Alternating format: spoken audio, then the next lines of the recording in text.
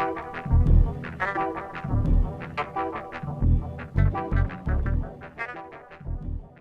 got something to say.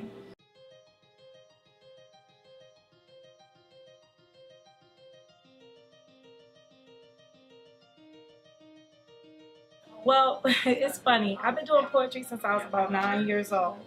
And I grew up in a musical household, I should say. My father was in a reggae band and he played 7 instruments. And so actually music started off as a way for me to get attention from my father because I felt ignored because he was so submerged into music. And it ended up being something that I just loved all on my own. So what actually brought me to start rapping was I was about age 13 and my father had an in-house studio and there was this young lady by the name of Shorty Sneeze, rest in peace. But I asked her, I said, well, how do you do it like that? What makes you rap so easy? I don't get it. You're so good with words. She said, listen, the easiest way for you to learn how to rap, and I still remember to this day, she said, write a long poem like a story and then break it up into 3 parts and you got 3 verses. And for years until I learned how to write in bars, that's how I started writing my raps, because I would start off with poetry. And then over time I just perfected it, worked at it, and now it's just something I love to do. But poetry is my first love. Rap is my hobby. Hello. Hey. How are you? Good to see you. Good to see you. Usual. Of course. Everybody, this is my favorite coffee lady in the city. By the way, this is Amanda Fullerton, the owner of Always Brew Detroit. This lady makes the best caramel lattes in the city. If you don't know, you better ask somebody. I have a point to prove. I feel like a lot of female MCs are over sexualized and they really are celebrated for their brains, really, I should say. It's like when I was growing up, I idolized like Queen Latifah and MC Lyte, and then when I see some of the female MCs today, it seems like, they're not saying anything profound or anything to get women motivated or to be strong. They're actually, objectifying women and aiding in some of the ignorance that I see. So I figured this project, okay, I'm woman, hear me roar. One of my biggest inspirations would probably be The Roots. I love all their messages. Of course, they got great music and great musicians, but I love the purpose that they have. For me, a lot of it too is internal motivation, just wanting to be heard, that I'm a force to be reckoned with, and that I have something to say, period, and nobody is going to deter me from my purpose. I got a little fire in there, definitely, but I mean, at the end of the day, I want to take things that I've been through and present it in a way where it'll cause conviction in someone to question themselves, like, okay, maybe it's something that I'm doing wrong, and maybe I need to make some changes and correct them, and then I can go out and help someone else. So I want to cause a domino effect, that with every person that listens to it, they're able to get something from it and be a better person overall. Now, sometimes my delivery may be a little aggressive, but I feel like tough love sometimes is the best love. It's actually a blend of poetry and hip hop, and what I like about it is that it's easy to digest, because with newer artists and the younger generation, they don't really understand that rap is nothing but rhythm and poetry.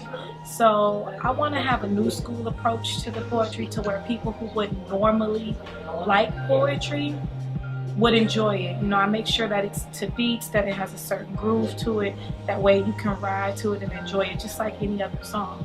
On this project, I do have a few collabs. I have some with some artists from out of town, and I do have some things actually with some individuals inside the UK as well as within France and just all over the States. I just really wanted a rich sound and just something different. So the musicality of the project is it's on a whole nother level.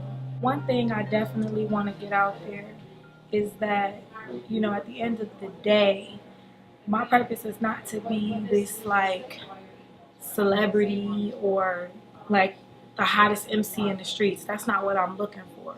I want to get this message across to as many people that I possibly can, because I know that someone will walk away feeling better about themselves, feeling motivated, or ready to help someone else in their community. This project is solely to touch people within their spirit. So this is not for the person that just doesn't care about anything in life and that just wants to turn up. This is for that person that has a real struggle, that's going through something. You know, the majority of the music out there, it does not reflect the life that many of the listeners live. So I'm not going to talk about things that I don't have, or things that I, grew up and I didn't see. I didn't see lots of money. I didn't see lots of cars. When I grew up, that kind of stuff was with adult bills. In my household, there was a working family struggling to stay above poverty level. And that's what I come from. And I want to get to those individuals who live a real life of struggle and looking to find ways out. That's who I want to talk to. Well, I'm from Detroit, West Side, all day, every day. I eat, sleep, live, and breathe Detroit every day of my life. And these are the people that I love and hold dearly to my heart all day, every day. To me, it's something spiritual in everything. From the way that the blades of grass grow to the way that the wind feels against my skin. I feel like everything in life is poetry. One thing that I love to do is see people, how they live, how they interact with everyone, what their community is about. I'm more interested in getting to know someone and where they come from versus what they want to show you. I definitely can say I'm an individual that likes to look at, the silver lining of things and look at things on a much more deeper level. Pain will not take over my life and what I represent. I know that this is just a phase that I will come out of. And hopefully, if there is someone out there going through some of the things that I'm going through, we can come out of it together and have a story to share with the world.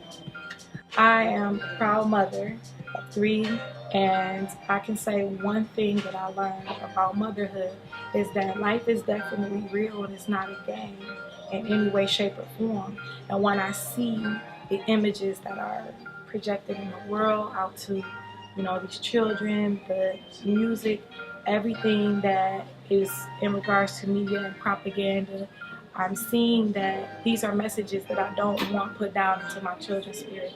So it's my job to reach out to the world and to the youth and to women to make sure that they're building a strong foundation for their families so that we can have some type of change. Because nowadays the things that I see and hear, I'm quite confused. I know that, when I was growing up, I would see certain things with men being a little bit more present in homes than they are now, and families being together. And I always had a dream of having a Huxtable family. And now when I see what's out in the world, it's 100% different. It's on the other side of the spectrum. So it's like, I guess you can call me a conscious artist. Sometimes I can get on my soapbox, but I mean, that's what I'm here for. It's definitely been my purpose in life to use my gifts and project my voice, and I'm over opinionated, and that's okay. I'm a poet. That's what I'm here for. Everybody is not gonna like what I have to say, but honestly, it's my privilege in life to not give a fuck what people think about what I have to say, because I'm going to ruffle feathers. I'm going to get people that are in their emotions, and I'm willing and I'm prepared to deal with that. I'm okay with that.